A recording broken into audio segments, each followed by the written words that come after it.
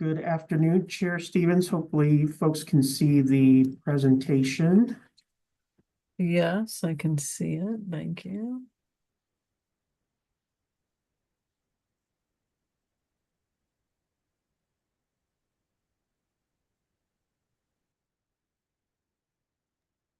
We already have a quorum, I think. Oh. Look at that.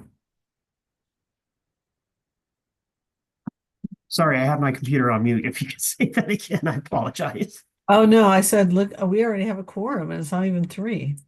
We're more than a quorum. We do. Awesome. So we can get started whenever you are ready, Chair Stevens. Okay. Wait a minute. I still have 2:59. Is that what other people have? Yeah. We'll wait till 3, but then we'll get started right at 3.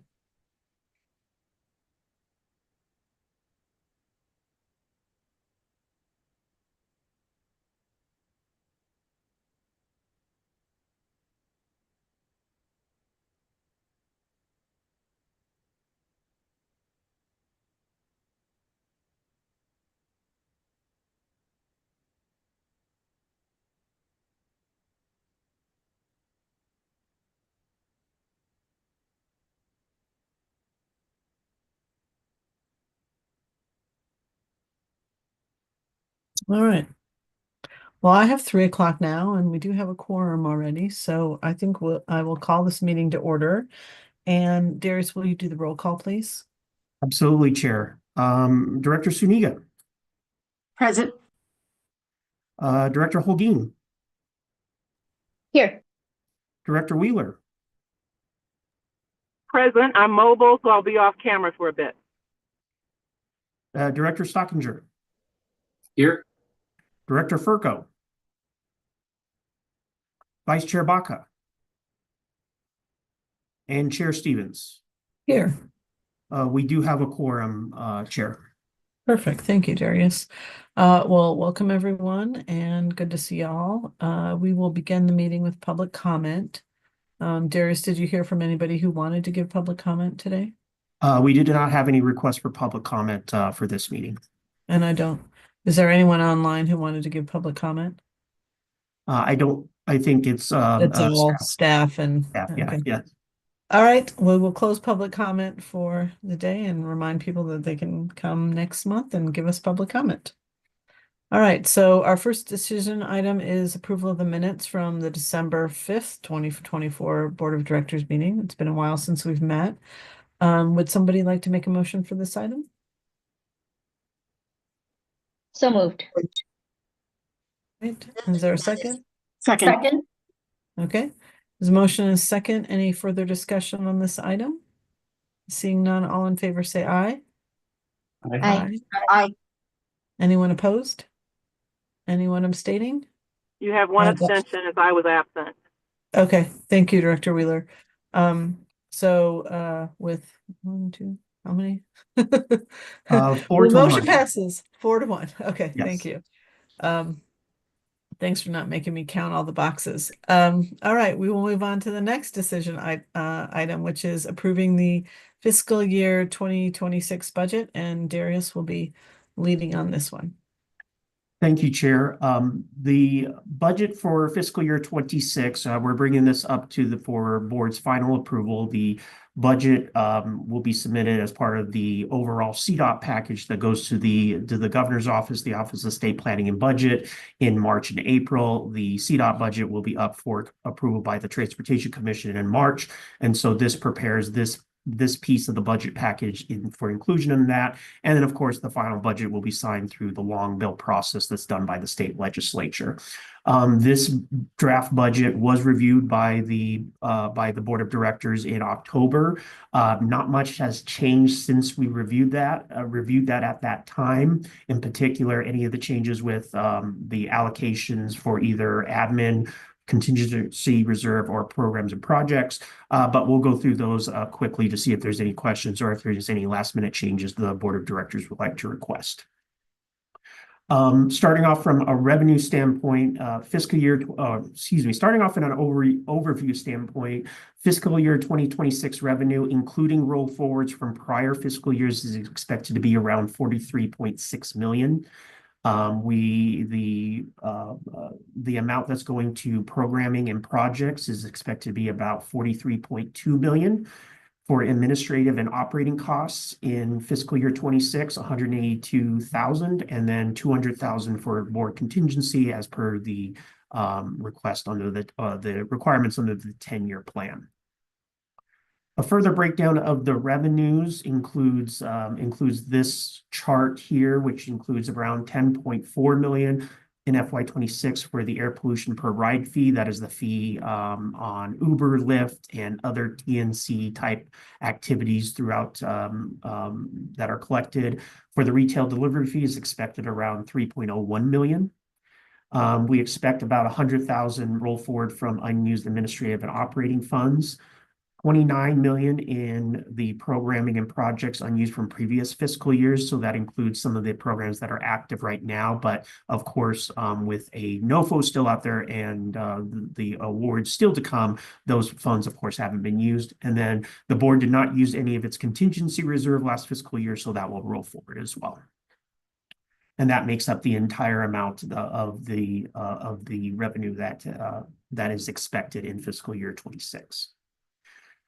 As far as allocations to programming and projects, this allocation was discussed at the October meeting, which includes the $17.3 million for the current notice of funding opportunity for the Community Clean Transportation Assistance Program, the program that we have and that we're soliciting applications currently.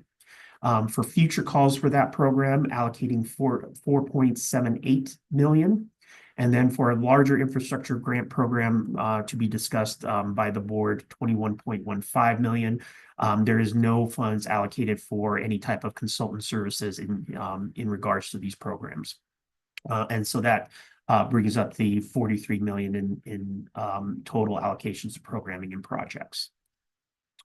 For administrative and operating funds, total staff compensation and program supports around $175,000. That includes support for staff that work for projects on the enterprise and any consultant support for administrative activities. One example includes some of our language translation services that we used for the 10-year plan and for the Community Clean Transportation grant program. Fees for the Department of Legal Services around $4,000, an allocation for an annual audit, if that should occur, about $2,000. If the board has any travel expenses, $500, and then any other miscellaneous operating expenses around $1,000, which brings a grand total of $182,500. And then finally, there is no debt service for the enterprise, but the board does have a contingency fund of $200,000, which it can use if needed. And that is the standard allocation for that per the 10-year plan. And so for some of the assumptions, we did have, I believe in December, Sam, who from the CDOT Division of Accounting and Finance come through and talk about some of those, how those assumptions are made forward. The Division of Accounting and Finance does revenue projections quarterly, and that can update where revenues are at for most of the enterprise's history. Actually, for all of the enterprise history, collections have been higher than forecasted, and we have discussed those through the budgetary amendment process.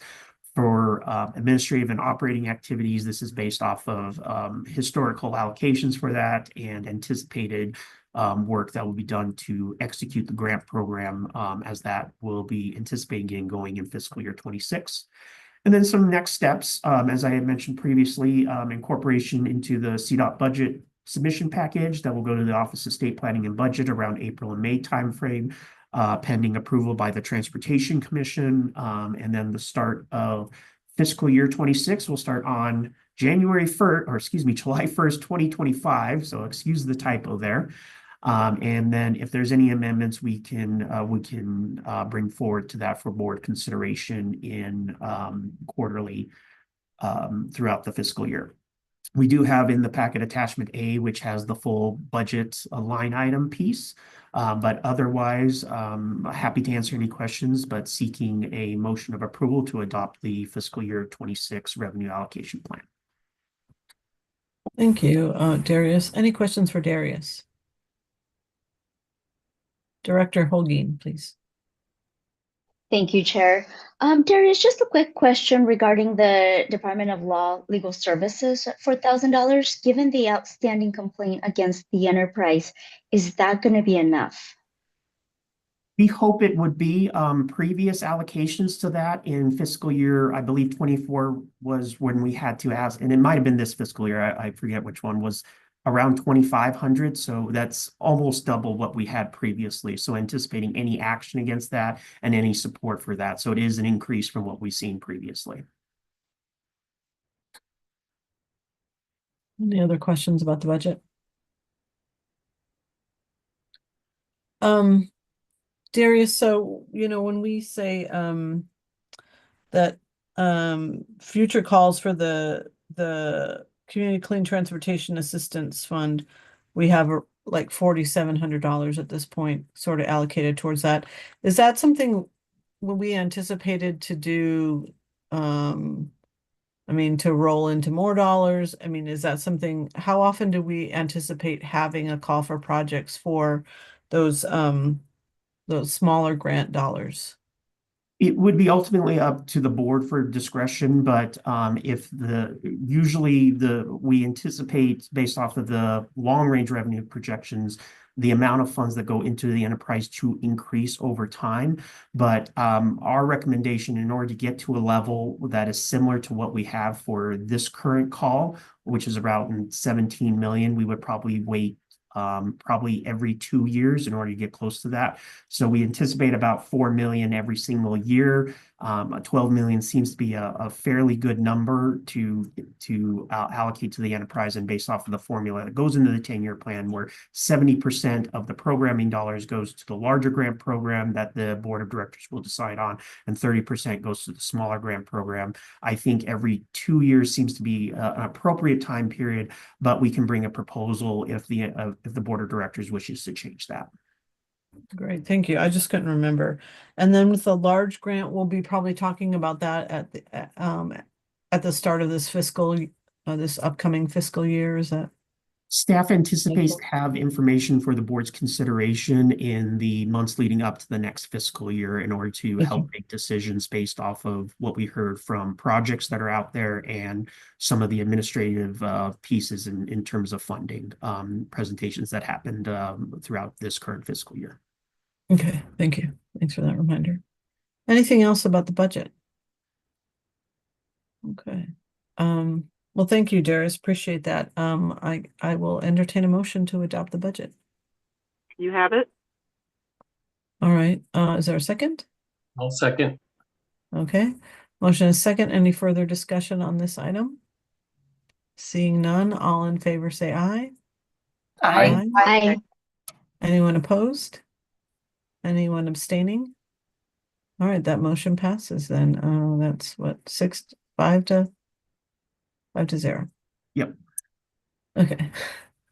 I'm getting better at counting as the meeting goes on. All right, so our next decision item is approving the fiscal year 2026 fee levels. Darius.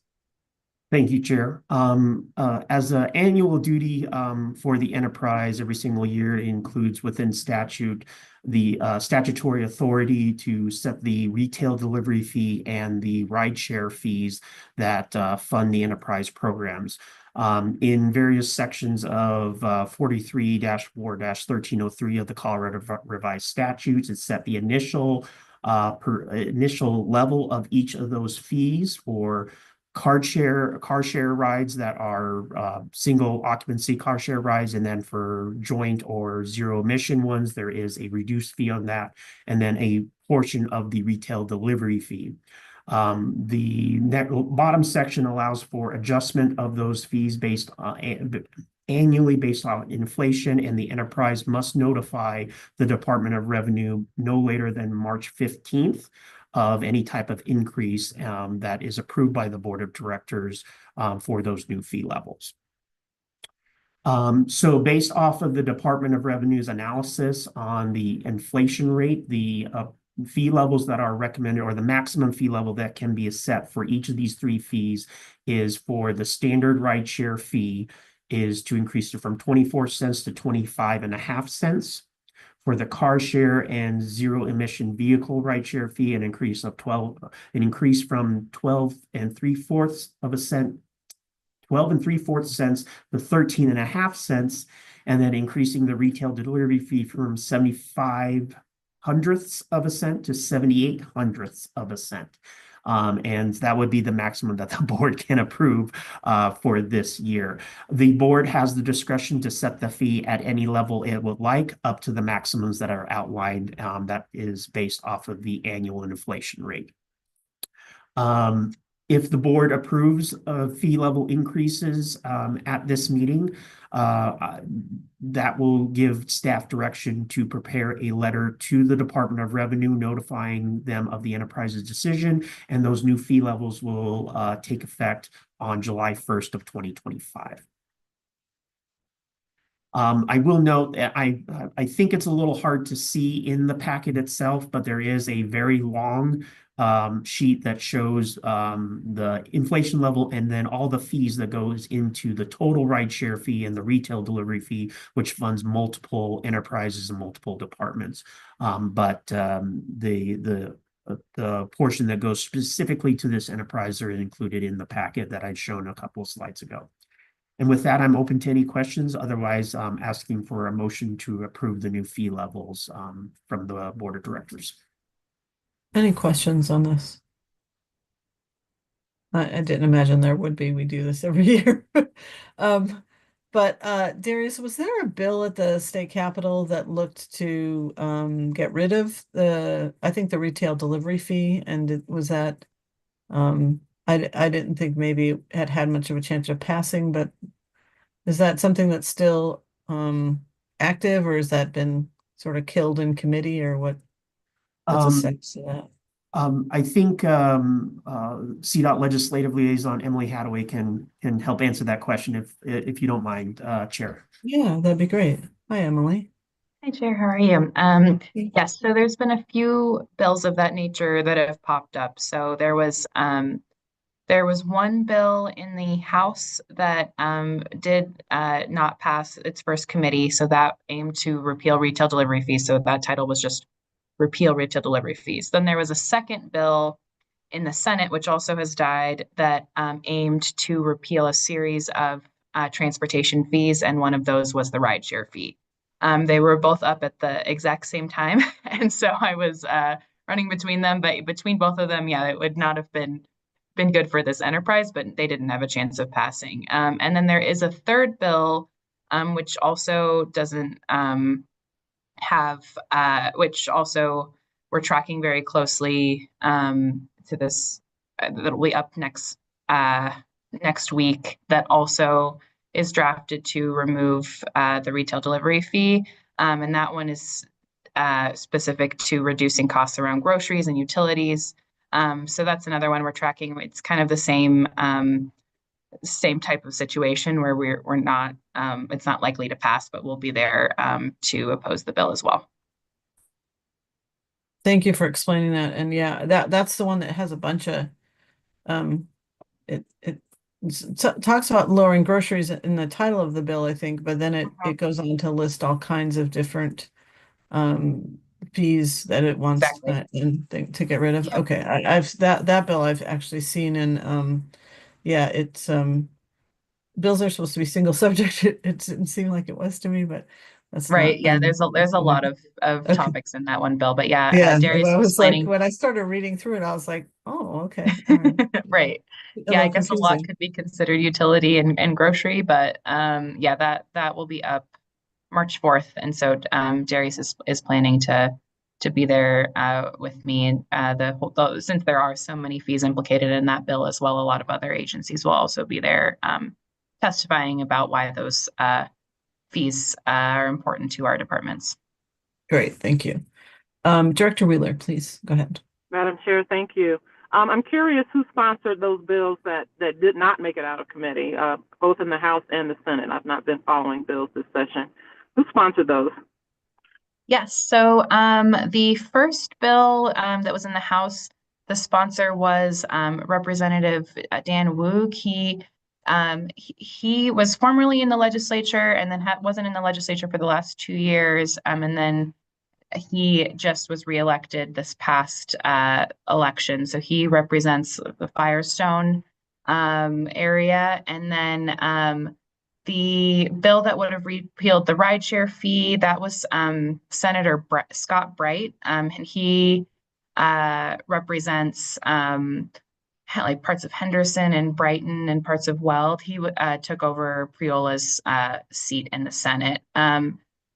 And then the two sponsors for the bill next week, they're both from the Douglas County area, so Castle Rock, Highlands Ranch, and their new legislators. And one is Brooks, but the other one is escaping me. I can pull that up for you. I appreciate knowing that.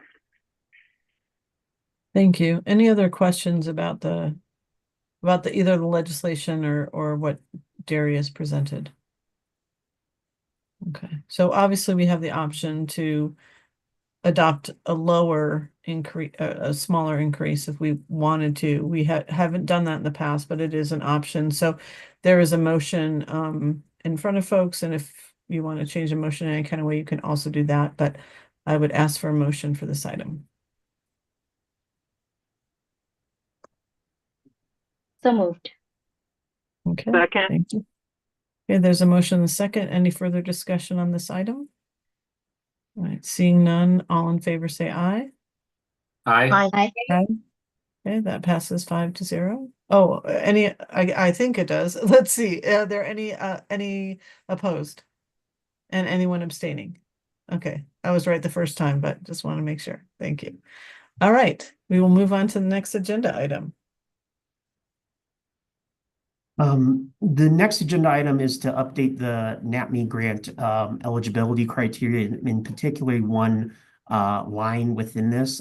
It will make it easier for some of our grantees. It shouldn't affect any of our grantees or the current grant that's out right now. It's just after doing several months, probably about 6 to 7 months of investigation, it just seemed from the staff level, staff is recommending taking this out for current and future grant proposals due to some of the difficulties and some of the difficulties in gathering the information, having it available to potential grantees, and some of the circumstances on where some of these lies. And this includes the line that eligible grant sponsors are in good standing with the Secretary of State, have no projects on the federal inactive list, with the federal inactive list with the Colorado Department Colorado Department of Transportation, and does not have a non-compliance determination on a suballocated recipient audit visit. And so what staff has found is that some of these inactive federal local agency projects, oftentimes the delays, there's a lot of delays that could be contributed to in negotiation of agreements for suballocated funds, which necessarily wouldn't be at fault of the local agencies, and we wouldn't want to punish a local agency where they haven't spent money yet. There is concern from a state level that there's been a lot of grants and a lot of local projects on there, and it's put a little bit of a resource strain in helping managing those, and we don't want to punish a local agency because of a resource strain, because it's taking longer to get projects cleared or do whatever it needs to be done with infrastructure projects with federal grants, because there are more of them out there. It has been.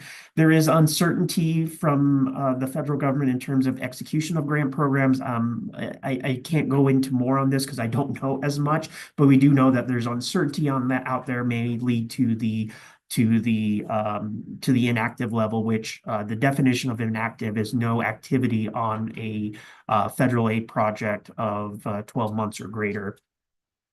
We'll note that after looking at this over the past several months, we don't think there's any agencies that are in non-compliance with subrecipient audience this last period. And then a request for a curing process from potential grantees, which staff was going to include as part of after the award if there was some sort of issue, but that would, of course, not be necessary. And this will just focus specifically on the eligibility that I think the eligibility and the evaluation that the board is really wanting to consider, which is support for disproportionately impacted communities, reducing ozone, reconnecting communities, reducing single occupancy vehicle travel, and the other things, so we can get some of these money out to the community. So we believe from the staff level that taking this out there won't affect any current grantee, and will make it easier for administering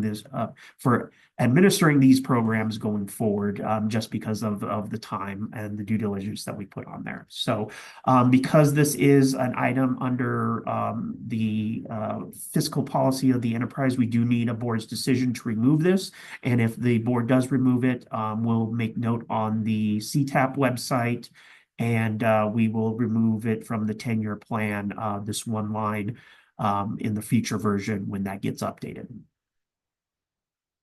So with that, I'm happy to answer any questions, but asking for a motion to approve this. Looks like we do have some questions. So Director Holguin, please.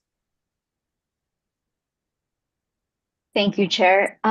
So Darius, when I read through this, I'll be honest, I am a little bit nervous about removing this language, and so I want to get a little bit of clarity.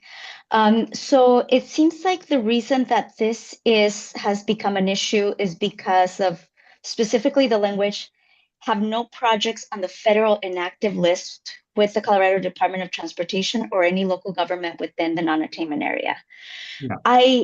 I guess I'm nervous about completely removing this because based on what I read, it's not that these projects have had a non-compliance determination on an audit, right? And they're still eligible, or they're still in good standing with the Secretary of State. And so I'm curious as to why we would completely remove everything and not just the language of have no projects on the federal inactive list. I think that's an option for the board to consider, if that helps out. I think as part of one of the other criteria is to follow all applicable state and local statute and laws and rules and regulations to be eligible for that. And I think staff was thinking that that may cover that particular piece. I don't think there's any issue with the Secretary of State piece. It's more the federal inactive list has been a little bit, it has shown that while there may be some out there that you may have a project that's on the inactive list, so longer than 12 months with any activity, it may not have been at the fault of the local, and that's what we were trying to work at. And because staff has been trying to work on, providing that information to a local, because it may be different groups who are working on different grants and want to make sure that they had that information available. And through our due diligence, we had found like it could be numerous regions, and we didn't want to put in reasons that were not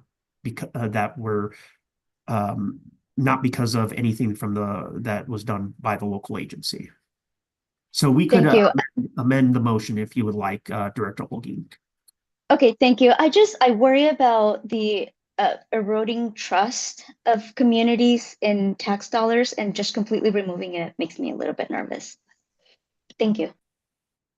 Thank you, Director Holguin. Director Stockinger.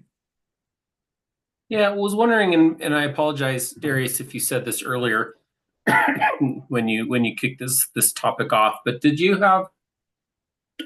was it staff? Excuse me. Was it staff that was looking at this and saw something change, or did they hear from? Did you hear from local agencies that expressed concern about it? I think local agencies were more curious about it and requested, if I could go back one slide, the curing process if an issue was identified, but staff when looking through this requirement and how inactive projects in particular are being identified. The process for that is not very clear. It is not publicly available, so local agencies can see that. And the reason why a project would go onto the inactive list could be from there's no billings, which would be at the in 12 months, which would be at the fall of the local agency, but it could be from a delay in contracting or some of the issues we might find out from there could be potential issues from the current issues that we're seeing with the changeover in administration. And the reasons we're just all out there and not consistent. So the combination of all of those is why we're bringing this forward for the board's consideration today. Thank you. Director Wheeler. Thank you, Madam Chair. Darius, and I'm co-signing Director Holguin. I would be opposed to this language. And so I'm not sure, Robert's rules, how we maneuver from here. But I would like to see us have, as long as we're in compliance, the alignment between what has to happen at state, because I think we can expect, in particular in brown and Black communities, frankly, for there to be some goofy things that jump off in the next year or two. And so I would hate to, whether it's slow walking in contract, whatever it could end up being. And I'm coming from defense contracting, understanding fully that sometimes things get goofy. And so if we could figure out a way I would be opposed to this language, but I'm aligned with language that looks like, as long as you're straight with the Secretary of State and what we're doing here in Colorado, or something.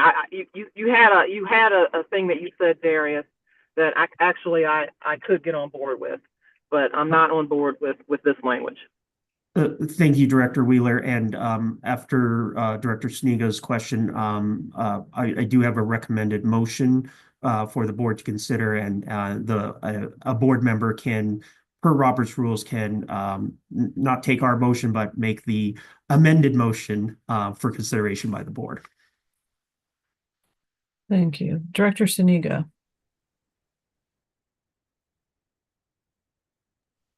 Sorry, we use Google Meets at our job all day. I mean, Zoom, it's a little different. I was sitting here trying to think how to word my question because it just feels like a bunch of spaghetti in my head over this. I would oppose, but I want to know why project sponsors would not need to have a good standing with the Colorado Secretary of State. It's a fairly simple process, and I'm not sure why that is asked to be deleted from the criteria.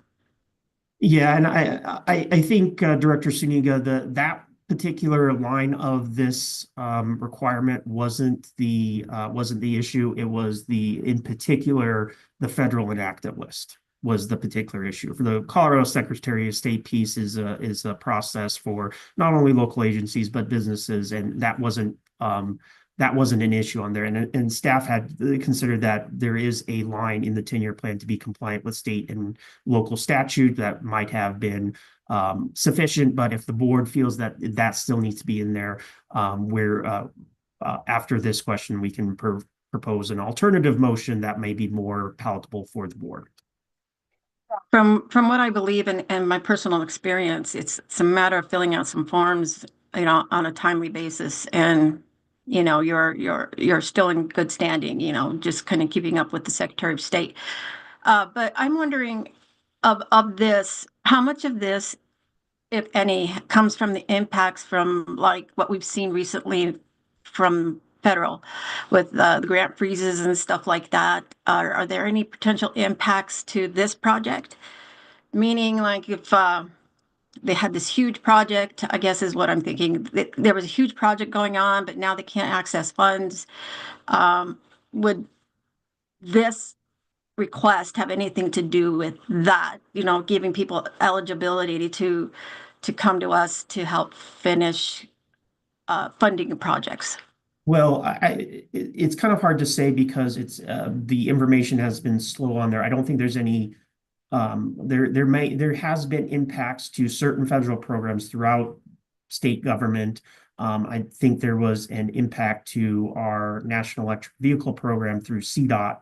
But I think it could be where the grant, where if they were awarded funds and they had the funds taken away due to a grant, they could ask if their project is eligible for NAAPME. They could put in an application, but I think the implication that could happen is they have a project and it goes inactive because there is no decision for whatever reason due to some of those changes, and that would make them ineligible for receiving a NAAPME grant, and we wouldn't want that because that's not at the fall of the locals. Okay, I get that. But some of those can be, you know, really into the millions of dollars. I think I would prefer if we did that and we made those agencies or firms or companies eligible to apply. I would think that the bigger grants maybe would cover this, because I was really hoping to see the smaller grants kind of go into community and give opportunity for innovation for like grassroots organizations and stuff, you know, more diversity. Although that's, I don't care, it's not a bad word, you know. I don't care, you know, diversity is not a bad word. So, but, you know, that was kind of where I was hoping, at least for some of these smaller grants, to kind of go give opportunities where most of the time opportunities are hard to be had. So with that, I'm good. Thank you. Thank you, Director. And agree, we use Google Meets all the time as well. And I, on Zoom, have trouble finding the raise your hand button, but I digress. Well, it sounds like there's some desire to just pull to include the have no projects on federal inactive list with the Colorado Department of Transportation or any local government. But to pull out the good standing with the Colorado Secretary of State. So I think that there's desire for an amended motion. And I understand what you were saying, Darius, about, you know, maybe that, you know, being compliant with all state, you know, kind of in federal might cover it. But if people want that specificity, I think that that's fine. I know that in our MPO, we see a lot of inactive projects, and it can be for a variety of reasons. And it doesn't mean the project's not moving forward. Sometimes getting right away, sometimes trouble with contractors, sometimes, you know, there's a variety of reasons. So I wouldn't want that to be a barrier for anyone getting it because they're having trouble, you know, acquiring right away can be really, really a big process. I'll have to tell CDOT folks that kind of stuff. So, you know, so there are, you know, and it doesn't mean a project's not going to move forward, and it doesn't mean that the community is not trying to get it to move forward. Sometimes there's just barriers, and they could be federal too, like folks were saying today. You know, we've had some projects that may or may not be frozen depending on who you ask. So, so let's did you have the language to put up, or should we just have somebody take a stab at it? And Yeah, I think where we have eligible projects, project sponsors are in good standing with the Secretary of State and associated state and local regulations, and strike the rest of it is the revised recommendation if that's palatable to the Board of Directors. Does that seem like what everyone was asking for? Yeah. Any objections to that language? Madam Chair, Yes, Director Wheeler. that strike scratches my itch. Thank you. Awesome. Okay. So yes, so I will entertain a motion with that revised language.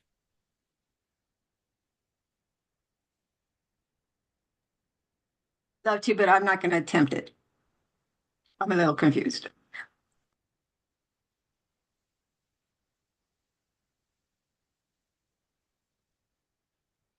Darius, is there a way you can read us or tell us exactly what Yes. the new version looks like? Yes, it would be a motion to change this line that's in quotes to read, eligible project sponsors are in good standing with the Secretary of State and other related state and local statutes. And that's how it would read in the 10-year plan and with any future grant programs as well. I'd be happy to make that motion that we approve that as Darius read. Okay. Is there a second on that? Second. Okay, any further discussion? Seeing none, all in favor say aye. Aye. Aye. Anyone opposed? Nay? I'm going to oppose just simply because I don't think I have a clear understanding. Okay, is there a way we could help you? So are we striking the good standing? Is that what we're doing with the Secretary of State? We're keeping that in. Yeah, we are So the keeping idea- it in and striking the rest of it. Okay, So I then think the motion is saying what we're including instead of what we're okay, striking. what we're striking. Okay. Okay. Well, it says to remove on the proposed Yeah. on top. So yeah, if it's staying in, then I am a yay. And sorry, go ahead, Director Darius, Stevens. We're did you still have a voting. question? All right, so we have 6 yays, is that right? Yes. Is there anyone, is there anyone opposed at this point? And is there anyone abstaining? No. So we have 6 yays, that motion passes 6-0. And Director Suniga, if it helps, when we publish the registry of actions in the next meeting, it will not have this language that's on the screen now. It'll have language to adjust that line to what we had just read. Eligible project sponsors are in good standing with the Secretary of State and other related state and local statutes. And yeah, thank you, Director Suniga, for getting us, because you're right, the beginning part of it did say we were removing that language and we ended up talking about the language we were keeping. So thank you for that clarity, and sorry that was confusing, but we got it done. So yay. So let's move on to the next item, and it's Darius again. We're excited to hear about the Community Clean Transportation Assistance Grant because we are looking forward to getting money out the door. So Darius, let's hear the update. Absolutely. So one thing that's not on this slide that I do want to make note for the board of directors is that since there was a deadline for a draft review, usually for engineering feasibility in order to help communities who do not have that expertise within their department receive that, but other communities provided applications as well. So far we've received 11 draft applications by that deadline, totaling a request of $19.9 million requested. Did want to mention that. And for any community that has requested a draft review, we will send a letter out, hopefully by March 1st, that say that your application has been received, and we will work quickly to identify if you need an engineering review, but otherwise staff can provide comments, not in terms of eligibility, let me rephrase that, not in terms of how you would score and how the board would consider, but from a technical aspect on that to make sure that it's not disqualified because of a technical issue. To all of the folks that submitted applications by the end of March, we have a deadline of March 28th that we had set with staff that we will put into the letter that will go out to those communities. Additionally, staff has been working on several items to get out the word about the grant program, which included email correspondence and one-on-one meetings with 20 different local agencies, either through the NAAPME email address or one-on-one meetings if they had requested that to answer technical questions, eligibility questions. We had meetings with the North Front Range MPO, their technical advisory committee, Dr. Cogg's technical advisory committee, and the Upper Front Range TPR to give awareness around the grant and to answer questions those communities had. We have developed an FAQ document to answer frequently asked questions as they have come up, that we update on a monthly basis, and we'll continue to update on a monthly basis until the April 30th deadline. The website's getting hundreds of hits, so that's fantastic. We had a live webinar with Q&A with grantees, so they were able to talk directly to staff and ask about eligibility and technical requirements as well. We're working on getting that recording posted on the NAAPME website as well. I think I mentioned the last one on there already with the draft review and feasibility on there. So that's kind of where we're at with the grant program so far, and expect that the May meeting in particular will be the May and June, depending on how many applications there are, will be the meetings that the board of directors can make decisions in terms of awards. But there seems to be a lot of interest that has come in from communities throughout the non-attainment area. And I mentioned this before, that anything that came up for some of the technical reviews, we want to get that done. Unless it's an engineering feasibility piece, we'll be reaching out to potential partners within the Department of Transportation to provide that if a community does not have access to that. But for most technical pieces, we will reply back to communities by March 28th. And then 5 p.m. April 30th is the deadline to submit applications. Applications will be evaluated by the enterprise staff, and at future meetings we can talk about how that will look for an evaluation piece on how the board of directors would like to do awards. And we will send out award letters by no later than July 31st to those committees, and start working on interagency agreements to get those funds out to those communities as well. And so I think that is it for the general update. So happy to answer any questions members of the board have. Any questions? Darius, how many people were at the webinar? I think we had 15. Okay. Well, getting that many applications for that many dollars, I mean, that's there obviously going to have to be some decisions made, because that's already over the amount that we had allocated for this funding cycle. So and there could be more to come too. So I'm glad that it seems like the word got out for sure, that we have these dollars to allocate to the communities. And then I was wondering, June 26th will be when we look to review and award the projects based on recommendations by staff. Is that a meeting that would make sense to be in person for? To be able to.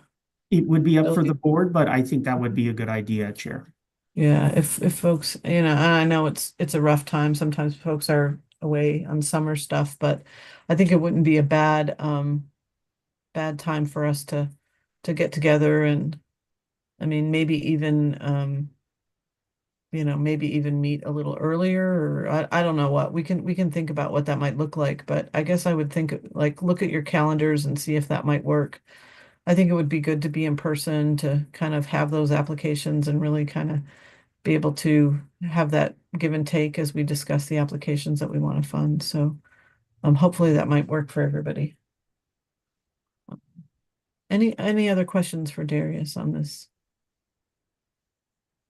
I think this is all great news, right? I mean, it's exciting. I mean, not that I didn't think people would, find the money and find us, but I'm glad to see that there's a lot of interest in it. So that's great.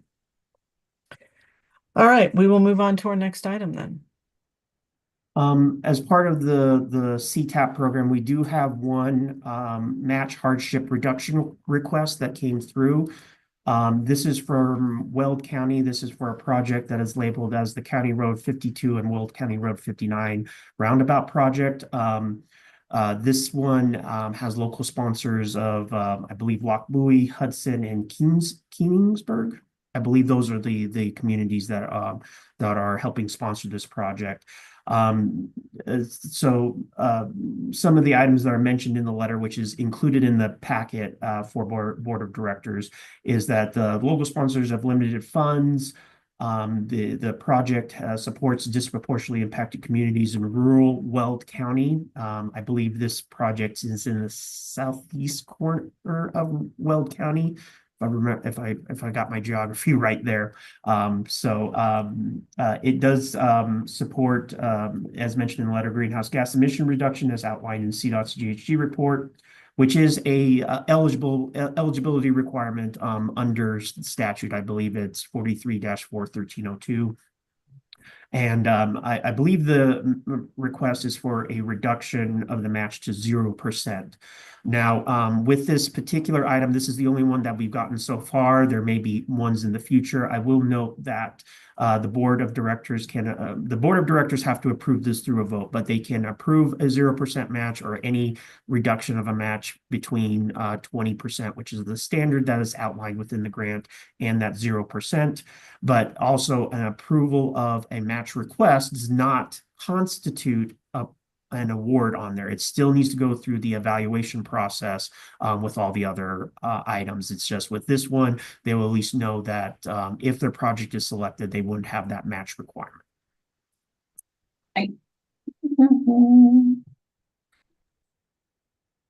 Okay, so it looks like we have some hands up for discussion.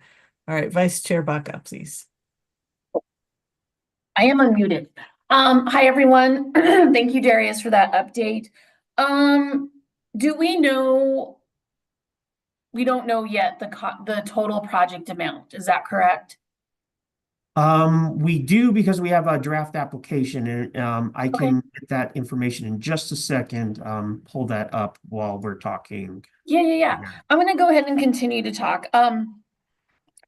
I see Stacy has her hand up. Hi, Weld County. You know, I don't have a filter. I'm in DC right now, so I'm sorry. I'm talking unedited at the moment. Our neighbors to the north of Adams, Weld County, the commissioners, they are debt-free. They put that out there. They do advertise it that way. I do appreciate them supporting impacted communities, and I do appreciate their grant application. I'm not sure I would go all the way to 0. They are also, all of us in, the northern area, we are steeped in oil and gas production. Weld leans into that as well. I don't want to hold that against them, but depending on the dollar amount, I would just have a really hard time getting down to a 0% match. For geographical locations, Lock Buoy is directly across the street from Brighton, so we're talking pretty far north and east in the districts. Keensburg is just up a ways. It is a high development area.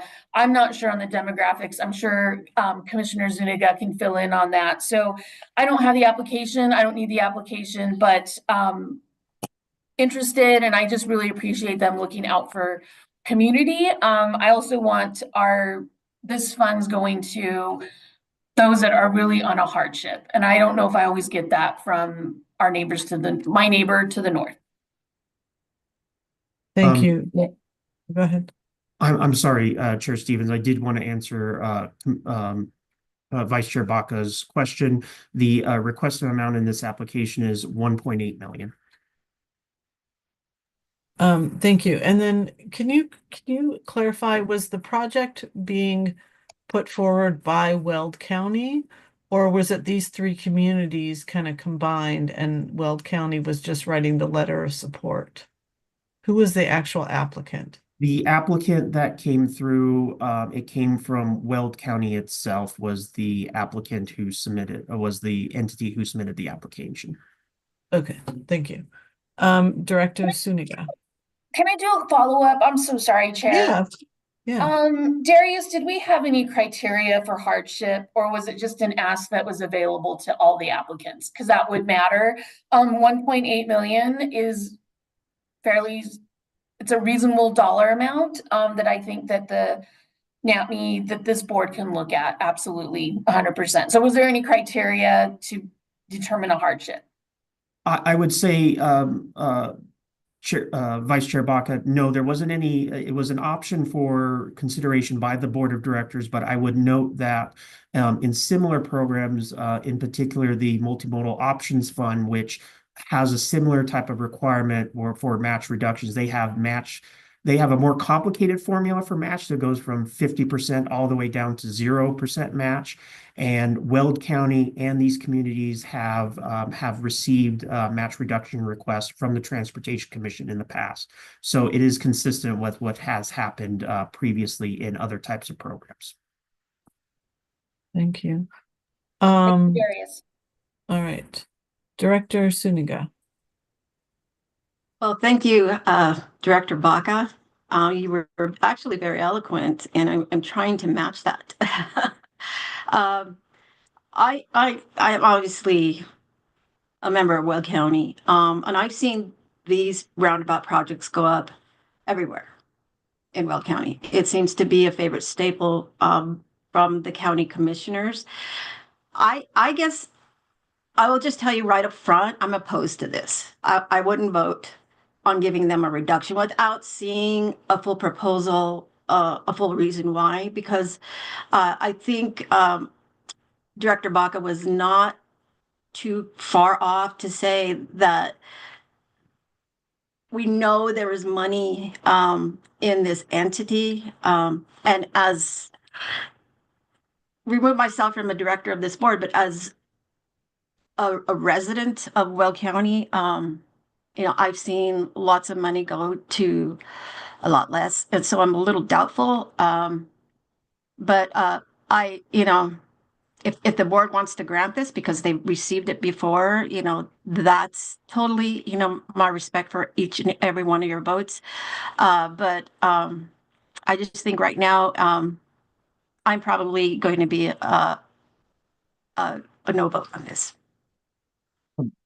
Chair, if I could, the board does have the opportunity to defer this to a later consideration, as a later meeting as well for consideration, with the expectation that there could be other requests that come in with those applications. This is just the first one that we have received so far with the tranche back applications that came in this week. Perhaps that would be helpful, Darius, because, I don't want to feel like, I'm coming from a personal point of view. It's just, I'm trying not to do that. I'm trying to do my job here. But if we get others, and perhaps we can just compare the need.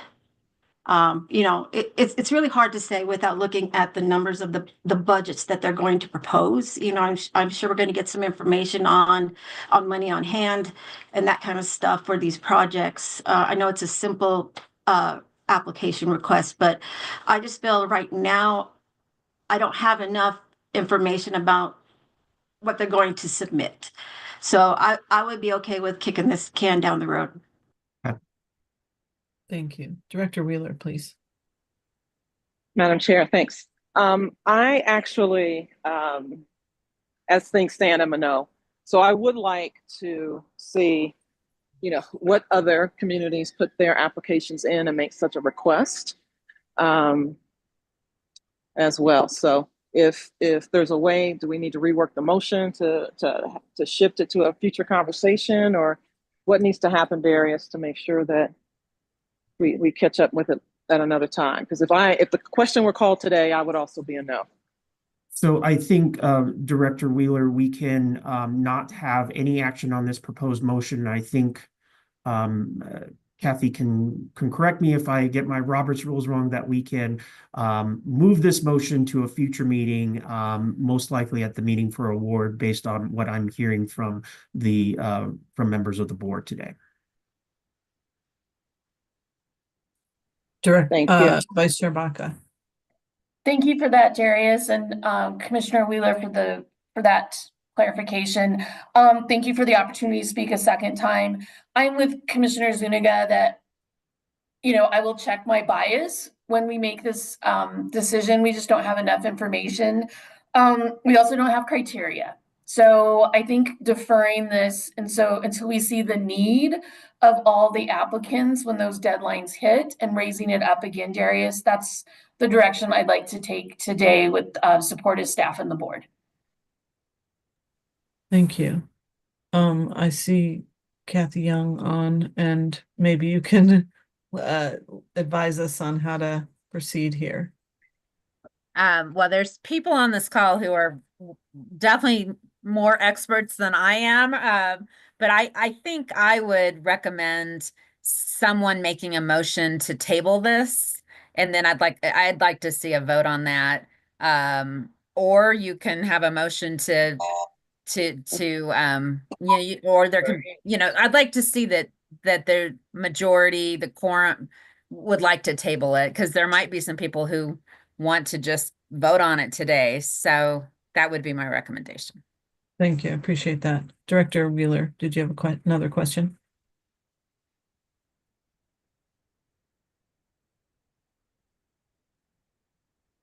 Director Wheeler, you have your hand up, so I don't know if you have a question here. I don't have a question. Should I Okay. then make the motion to table it?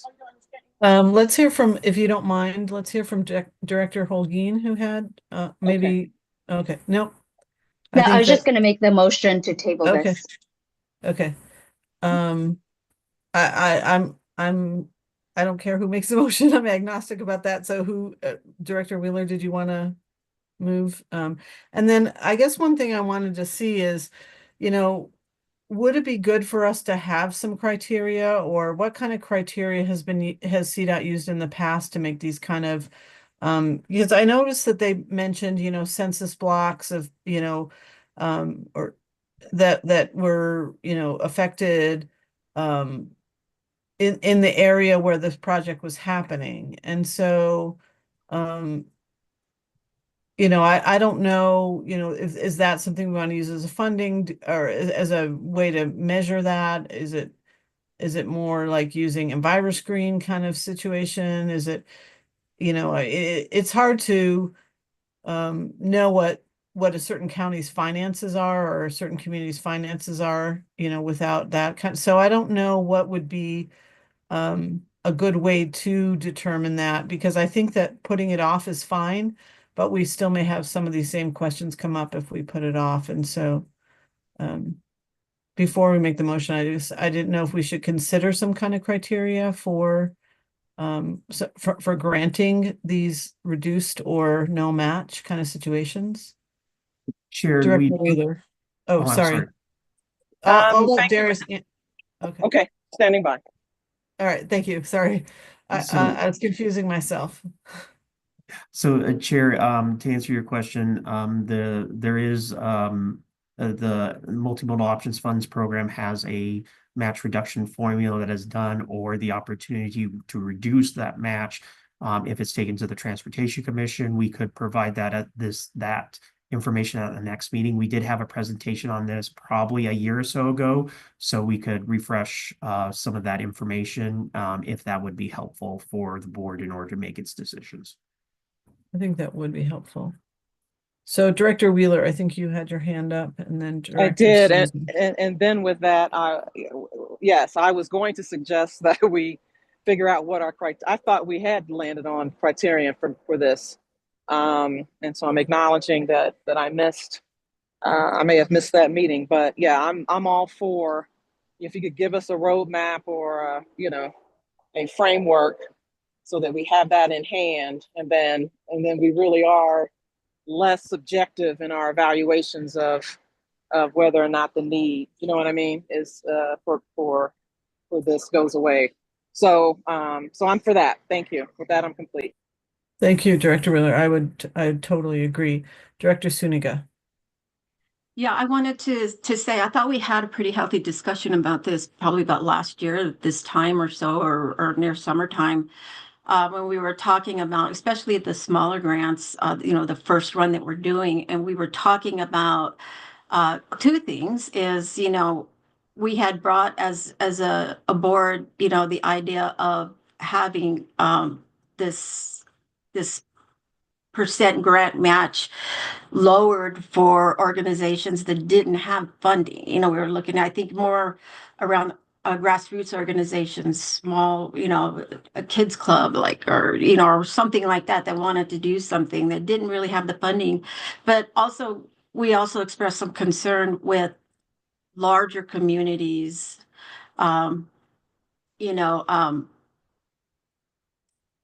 not, I don't know how to say this,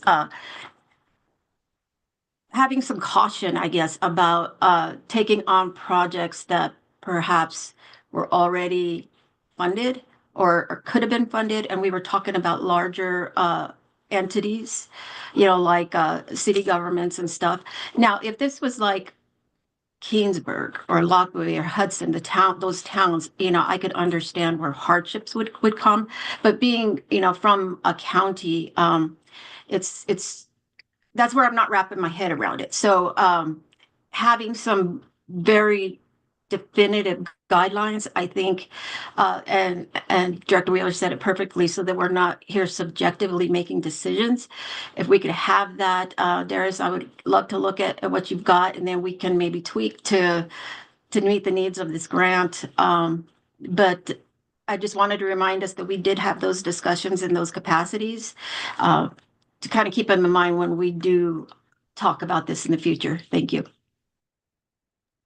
Thank you, Director Suniga. Yeah, I think we all remember that we had that conversation. I personally don't remember all the details of it, so be good to have a refresher.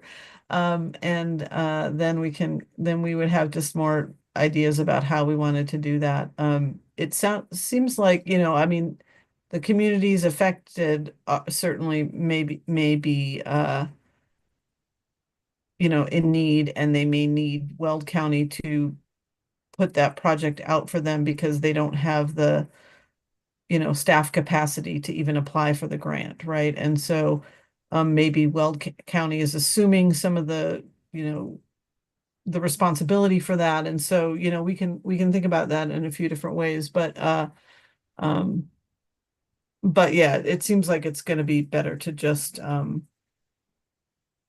to maybe delay that conversation, but we'll look for a motion on that, but we'll go to Director Holguin first. Thank you, Chair. And thank you to the rest of the board members, because this one was a really hard one for me. Because I think, for one, we had a discussion about how do we ensure, we want to make sure that this funding doesn't replace what entities would already do anyway. And so that was one of the criteria. The other thing is that it sets precedent, right? So what we're doing right now, we don't want to send the message that you don't have to worry about the 9 attainment areas in your program planning because this funding is there. The idea is to complement what's already happening, and so that's one of my concerns. But I think the other thing is looking at the entire need. And so if this were to be approved today, which it won't be, but if it were to be approved today, then what signal does that send to the rest of the applicants? And so I think for me, it's just looking at not only the revisiting the criteria, but also looking at the total need and see where we land with that. Thank you. That sounds great. So would someone like to make a motion to, well, whatever motion you want to make, but it sounded like there was some consensus around making a motion to table this item, so. I'll move, I propose a motion to table this subject to another meeting down the road. Second. Okay, do we need a date certain in that motion at all, or we can table? I think we should table it for a meeting that any meeting between now and the meeting on the 26th of June, when that is the final meeting that we'll have for awards. So one of either March, April, May, or the June meeting, one of those meetings for staff to bring this back for consideration by the board of directors. I approve the amended verbiage. Thank you, Darius. Okay. All right, so there's a motion on the table. Any further discussion? Discussion, Madam Chair. Yes, please go ahead, And so Director. I just want to make sure we don't lose the bubble on getting that example, the sample framework, and that we get that ahead of any meeting that we need to have for the decision. So to me, if we could get that out soonest, I'm good with whatever date we land on as far as the tabling is concerned. I just want to make sure we didn't lose the bubble on the framework. With that, I'm complete. Thank you. Thank you, Director Wheeler. Yeah, so Darius, you'll send that out and we'll discuss that. Okay. Absolutely. Thank you. All right, so motion on the table. Any further discussion? Seeing none, all in favor say aye. Aye. Aye. Is there anyone opposed? Anyone that is abstaining from this vote? All right, that ayes have it 6-0. So we will see this come back in a future meeting, and Darius will get us some information about what criteria looks like to make those decisions, so we can make that, equally, and fairly kind of across the board with all the applicants. All right, moving on to legislative update. This is one that doesn't have Darius's name under it. It's Emily. Everyone. Hi.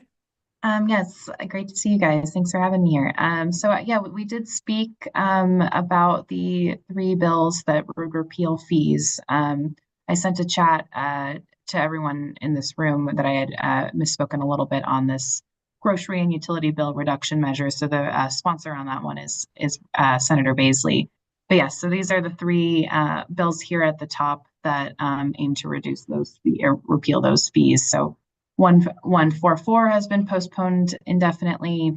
Grocery and utility bills have been postponed indefinitely, and then reduced transportation costs. Backtracking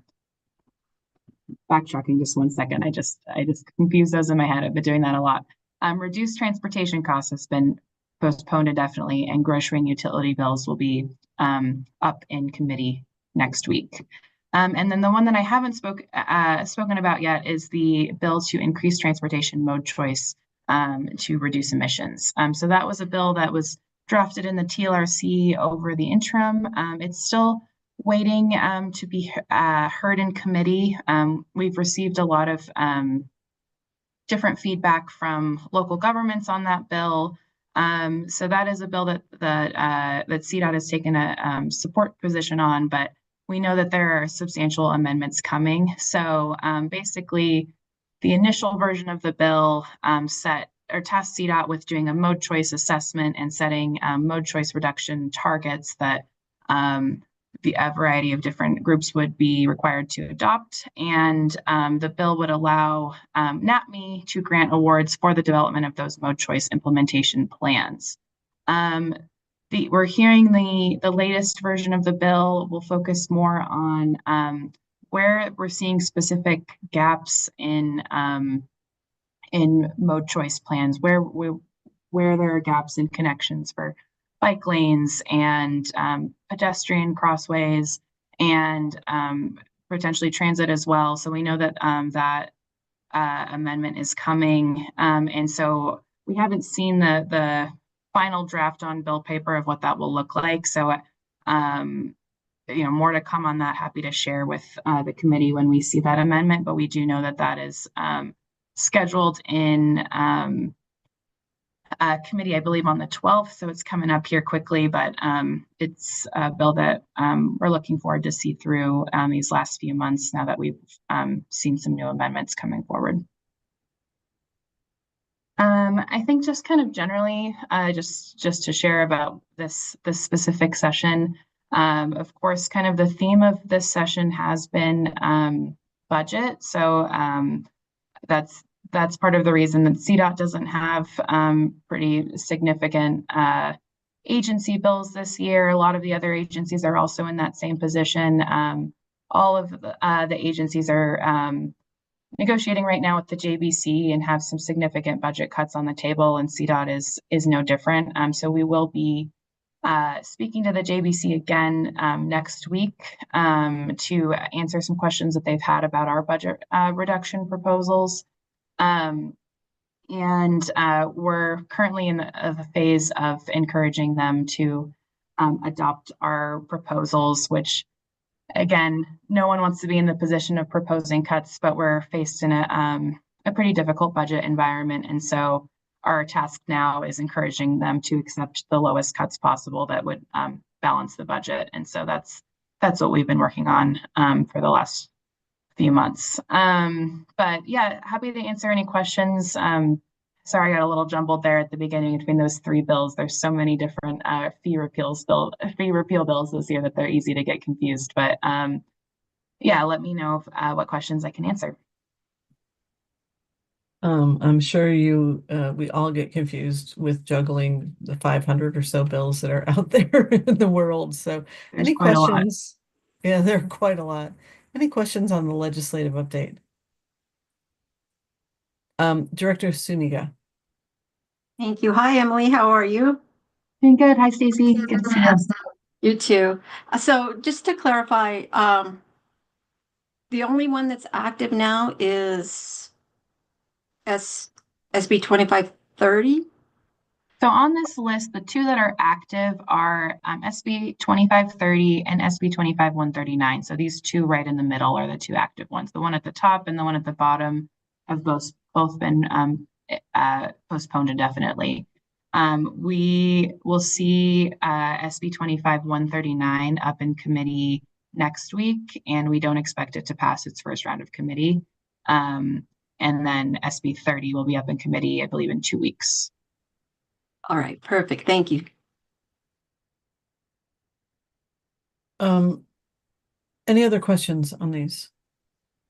I just have a question with the SB 2530. So I think the fiscal note mentions that folks could come to this board and request funding for planning purposes. Is that right? Yes, correct.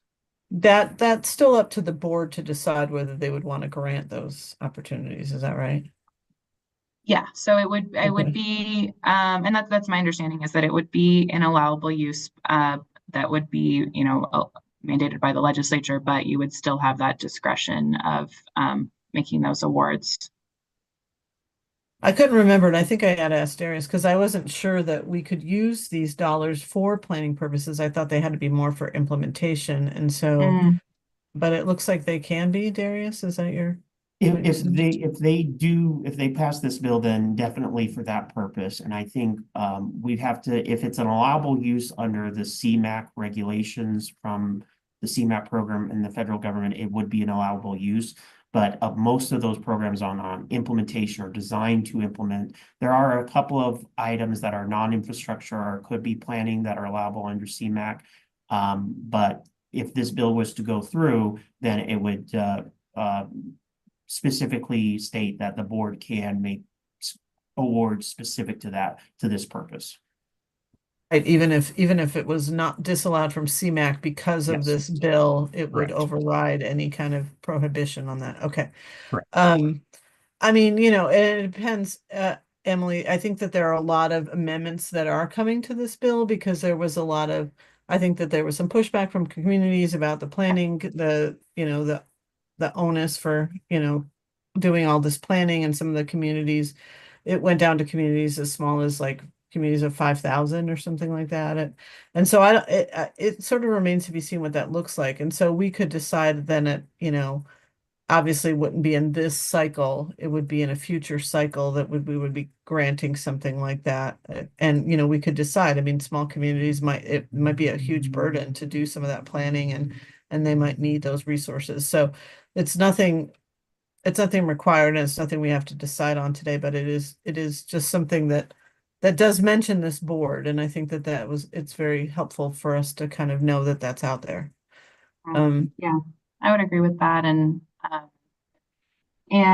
yeah, I'll check in with the sponsors as well and see if we can share some information about the amendments that are coming that we've been hearing about, so that you guys are aware of that. I'm not sure if we'll have another board convening before the end of the end of this session. So that would be great to make sure that you guys have your eyes on that too for awareness. Okay, great. Yeah, I think I think that there's a lot of good that can come from figuring out where your gaps in your multimodal transportation system are, and because we can't address them if you don't know what you need, right? So I think that's the real purpose of it. And so I think the intentions are really good. And I just think some people are maybe feeling overwhelmed, or some MPOs feel like they're already doing some of this work already. And so I think that what I've heard about amendments is that they're hoping to maybe address some of those concerns that have been expressed by either the counties or municipalities. Definitely the end goal, is that, everyone feels that the bill is very well intentioned and just, has presented different reactions about the feasibility of implementation, which is very valid. There's been a lot of different bills that have passed around planning in the past few years. And so, yeah, I know that the next amendment aims to align any planning requirements with existing plans as well, so that it's more streamlessly factored into all of the other requirements. So so happy to share that. I'll check in with the sponsors, and I don't know if NAAPME will be mentioned in the next iteration or not, but there's a chance that it might not even be included. Yeah, if you could just keep us updated, I think that would be really helpful as we kind of do that. But thank you very much. Any other questions for Emily before we let her go? If I could, Chair, I Yeah. apologize. I cannot find the button to raise my hand on here while I'm presenting. But in any case, we do have we'll keep a legislative update at the next board meeting at the end of next month. And if anything happens between now and then, we of course can send an email out to members of the board as well. That sounds great. Thank you. All right. One last thing I just thought of too. We haven't received formal confirmation, but we are hearing a possibility that bill from last year might return, that created a missions voucher program that had named NAAPME as the funding source for that. So there's a possibility that bill also comes up again, and we will definitely share that as well when we see it. Sounds great. Look at we're so popular. All right. I think, as people look for funding sources, there's clearly funding dried up at the state. There's, people are looking for ways to fund, important projects. And so I'm not surprised that, they're looking at NAAPME and other sources to fund some of these which are important projects, but probably can't, fund everything. So to be continued. Thank you, Emily. Thanks for mentioning that. So we will move on to our next item on the agenda. And that's enterprise budget and program updates from Darius. Thank you, Chair. We'll keep this brief. We have about 10 minutes left, but the attachment, I believe it's D, has where we're at with the spending of the enterprise budget so far, which of course we have the program and projects where we have an applicant call, which we had talked about, but this is where we're at with some of the other line items. Most of the spending has been on administrative items, language translation services, staff support, Department of Law support, and so forth. So that is in your packet as well. And then from, I think we have some of the items we've already discussed. We'll continue to have the conversations on the budget and the CTAP grant, and conversations on the development of the larger grant program for BRT, as was at the request of the board. So those will be potential future discussion topics as we go into the spring and summer. And we're continuing to make sure that the content on our website is accessible and available to everybody, with any type of changes that the board, with our meeting materials, and any changes to the documents like the 10-year plan or whatever the case may be. And this is just kind of a overview discussion of potential future meetings. And we'll note that the request chair for an in-person meeting, perhaps at the June timeframe, we'll keep that in mind as well for potential discussion as that comes sooner. I think other than what was already mentioned, grant programs are probably going to be items on the agenda, and as well as legislative updates. I think in April, the last amendment to the FY25 quarter, FY25 budget for the last quarter of that year, if needed. I don't anticipate there being much conversation, but we did reserve time for that as well. And that's it for the enterprise update and program update, but happy to answer any questions board members may have. Thank you, Darius. Any questions for any board members? I don't see any questions. So thanks for the great discussions. I appreciate that today. I think we had some really good discussions about this work. And next time we see each other, it'll be springtime. So that's yay. There's always something to be hopeful for. So we will see you at the end of March. And if you have any questions in the meantime, you can contact me or Darius. And there's no more business to come before the board, so we'll stand adjourned. Thanks, everyone. Thank you. Thank you. Thank you. Good to see you all.